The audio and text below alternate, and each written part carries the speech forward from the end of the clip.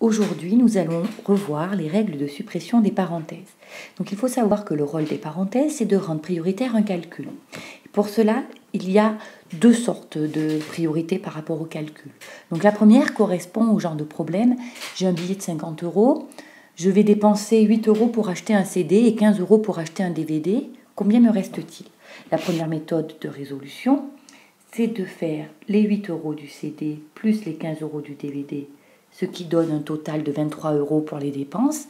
Et donc pour trouver combien il me reste, je vais faire 50 moins 23, ce qui me fait un total de 27 €. Là, on s'aperçoit que l'on a fait deux calculs.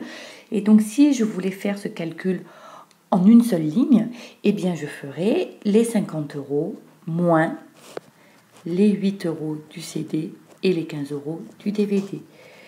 Les parenthèses donnent un calcul prioritaire. Je retrouve bien mes 23 € et donc un total de 27 €.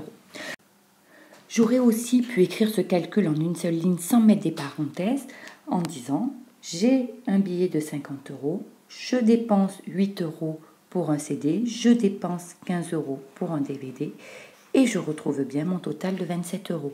Donc là, on remarque que devant mes parenthèses, il y a un signe moins et que le signe qui était dans la parenthèse qui est plus devient un moins. C'est donc la première règle que nous avons appris l'année dernière en 4e. On peut supprimer des parenthèses précédées du signe moins à condition de changer les signes à l'intérieur de la parenthèse.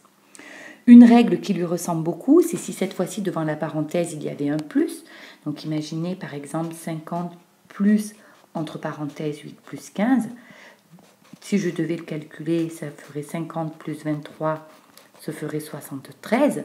Bien, autre règle que nous avons vue en 4e, on peut supprimer des parenthèses précédées du signe plus sans changer l'expression qui est dans la parenthèse. C'est-à-dire que si je voulais enlever la parenthèse, je ferais 50 plus 8 plus 15. Et je retrouve bien le même résultat. Deuxième exemple de problème par rapport à la suppression des parenthèses.